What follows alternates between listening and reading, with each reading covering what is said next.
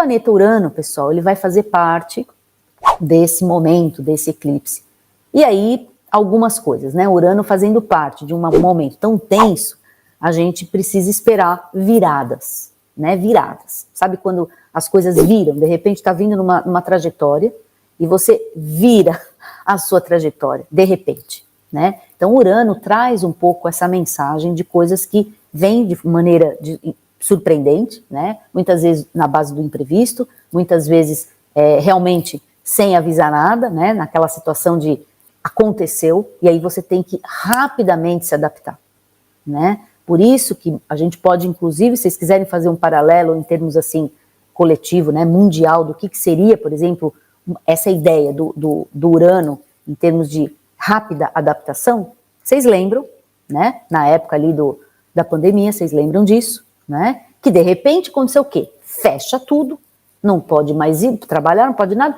Como é que a gente faz para trabalhar? Tem que ir para o online, lembram disso? Então, imagine as empresas com toda aquela metodologia, com seus sistemas, suas estruturas, de repente, ter que se adaptar a uma nova história, né? Então, isso é a força, para fazer um paralelo do que seria, para vocês terem ideia do que é um exemplo, né? Seria isso. É uma coisa que, de repente, você tem que se adaptar. De repente, você precisa... E não dá tempo, de verdade, de você ficar elaborando, né? Muitas teorias, muitas filosofias. Você tem que fazer essa mudança, tipo, na velocidade da luz, né? Rápida mesmo, né? E com isso, a gente sabe que aqueles que se adaptam mais rápido, vencem, né? Não é nem o que tem mais talento, não é o que tem mais conhecimento. Pois é, gente. Em mudanças, em tempos de viradas, em tempos onde a gente tem Urano forte, né, e ele vem numa posição já há um tempo, já venho falando dele há um tempão, tá, gente? Há muitos anos aí, tô falando desse Urano no signo de Touro, que ele continua lá. Mas ele entrou ali, essa passagem dele no signo de Touro, cria uma necessidade muito forte de mudanças no trabalho, mudanças nos valores, e a gente vem assistindo tudo isso, né, a gente vem assistindo. Agora, acho que na minha visão até agora, o ponto alto dessa trajetória desse Urano mesmo em Touro, de fato, para mim, na minha visão, lembra sempre que eu dou aqui o que eu estudo e dentro da minha visão, né, lógico. Eu acho que o ponto alto dessa informação, da necessidade de adaptação tão rápida nas questões de trabalho, nas questões de valores, nas questões de formas de fazer as coisas, formas de trabalhar, foi essa questão ali, esse evento da pandemia. Porque de fato foi isso, foi de um dia para o outro. É assim, não pode mais amanhã e agora tem que fazer o quê? Tem que fazer reunião no Zoom, tem que fazer aula. Os professores tiveram que se adaptar, tiveram que começar a dar aula dentro do ambiente virtual. As pessoas não estavam, muita gente não estava preparado. Muita gente nem acreditava nisso, para falar a verdade. Não é verdade isso, gente? Não fazia ideia que dava para vender, que dava para trabalhar, que dava para usar ferramenta, que dava para incorporar essas tecnologias no seu dia a dia. Nem faziam ideia sobre isso. E não teve um tempo, não teve aquela coisa assim, vamos aos poucos aprender, vamos aos poucos fazer isso, vamos aos poucos. Não teve nada de vamos aos poucos. Foi de uma hora para outra. Certo, gente? Então é isso. Falei tudo isso para deixar assim bem claro como é que Urano atua, né? Mais ou menos nesse esquema. E por que eu falei dele? Porque ele está participando desse mapa de eclipse. E ele, pessoal, é o regente da próxima fase lunar. Por isso que eu quis fazer esse link para vocês compreenderem que existe um processo, não é o liga-desliga, como eu falo sempre, né? Então ligou a lua cheia, agora desligou no dia seguinte. Não funciona assim.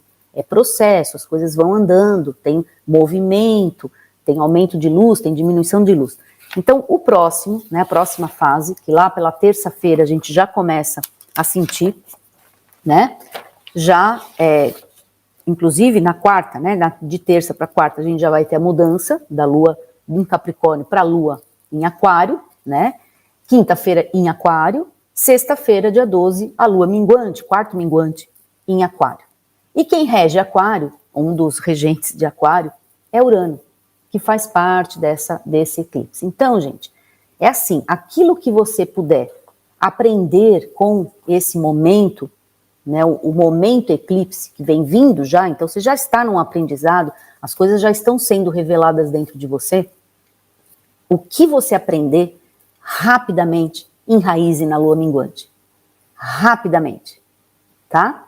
Para você poder, de fato, usufruir desses novos conhecimentos. Porque a lua minguante em aquário, ela traz uma possibilidade, né? Primeiro, de uma mudança rápida. A lua minguante é uma lua de uma transição, ela está finalizando o ciclo, né? E como ela está finalizando o ciclo, ela está já anunciando que vai começar um novo ciclo. Então, lua minguante é sempre um momento importante de aprendizado.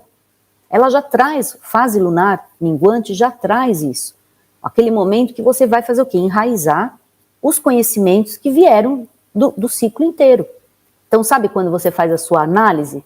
Se aquilo deu certo, se aquilo não deu, se você fracassou, se foi sucesso, o que deu errado, o que deu certo, o que você vai levar para o próximo ciclo e o que vai ser eliminado, não é? E aquário é um signo que traz uma visão de futuro, uma condição de você enxergar longe as coisas, né? Inclusive ativando, potencializando toda a sua intuição, toda a sua velocidade, né? De mudanças, inclusive, toda a sua capacidade de criar novas possibilidades, novas soluções, novas ideias, ou de intuir mesmo, né? De ter aqueles insights que façam você, então, ter aquela solução que você há um tempão não conseguia ter, não é? Então, aprender coisas novas, agir de maneira diferente, certo? Colocar para fora a sua originalidade, aprender aquilo que precisa ser aprendido agora para enraizar na lua minguante. Principalmente os assuntos uranianos. E quando a gente fala de assuntos uranianos, hoje em dia, a gente tem alguns temas muito fortes uranianos. Por exemplo, todo esse tema de novas tecnologias, de inteligência artificial. Já viram como que a gente pode usar esse negócio para nós? Eu estou falando isso já há um tempo, mas vocês já foram investigar isso? Como é que dá para usar isso para o seu trabalho, na sua vida? Como que a gente pode melhorar o nosso trabalho com isso? Será que é possível? Muita gente está testando, muita gente está usando, tem gente já dando até curso disso, entendeu? Então é algo que a gente precisa pelo menos compreender, porque se é alguma coisa que pode acelerar o nosso desenvolvimento, a gente precisa entender, né? Para quê? Para não ser surpreendido quando tiver que colocar isso em prática rapidamente, não é? Então, lembrem sempre, eu coloquei quis trazer a imagem da questão da pandemia, porque aquilo foi, mesmo as pessoas que estavam habituadas a usar, né, as tecnologias, as ferramentas, mesmo para elas, né, foi um grande susto, porque a gente não está acostumado a fazer mudanças rápidas dessa forma, né? A gente tem ainda mais de maneira mais coletiva. Imagina uma empresa com um monte de gente, né? Então as pessoas estão mais acostumadas a conversar sobre as coisas e discutir e voltar, né? Só a gente olhar como é que a política funciona para vocês entenderem a morosidade muitas vezes de um processo, né? Nas empresas a mesma coisa, burocracia, e na nossa vida também. Já viram quantas vezes você quer fazer algo e você começa a analisar isso? Quanto tempo você demora analisando algo? Quanto tempo, gente, a gente demora analisando? Ah, mas precisa analisar, lógico que precisa. Mas nós nos acostumamos a ter tempo para fazer isso, achar que você, por exemplo, quer ver a turma que estuda astrologia e que quer trabalhar, mas aí fala assim, eu não estou preparada. Mas você já está estudando há 10 anos. Não, ainda não estou preparada, estou analisando ainda, estou pensando nessa possibilidade, né? E se de repente não existisse essas possibilidades e você tivesse que fazer? Foi o que aconteceu, né? Então, às vezes, a gente precisa também se testar. Eu vejo esse eclipse junto com essa lua minguante, finalizando esse ciclo que começou ali com a lunação em Áries, que já foi regida por Marte, agora temos uma lunação, um eclipse, uma lua cheia em Escorpião, que também é regido por Marte, que é um segundo regente. Então, todo esse ciclo de eclipses, mais o final dele, que é a lua minguante em Aquário, traz para a gente a necessidade de pôr em prática rapidamente alguma coisa. E parar de ficar só pensando, pôr em prática. Marte, Urano finalizando com a lua minguante, adaptar rapidamente e seguir. Adaptar rapidamente e seguir. Entendeu? Não é um tempo de ficar elaborando coisas na cabeça. Eu falei isso também lá, acho que no mês passado. que a gente ia entrar num processo, né, com essa alunação e com esse ciclo de eclipse, que não é para ficar elaborando, apesar de estarmos com, por isso que é contraditório, por isso que é difícil esse momento, porque a gente está com o Sol, aonde, gente? Onde é que o Sol está passeando ali? Né? Num signo que não gosta de mudanças rápidas. Então, acaba gerando o quê? Uma tensão muito grande, porque todo o resto está pedindo que a gente consiga fazer as coisas um pouco mais rápido, que as soluções venham de forma mais rápida, que a gente saia desse bololô em vários aspectos da vida que a gente está.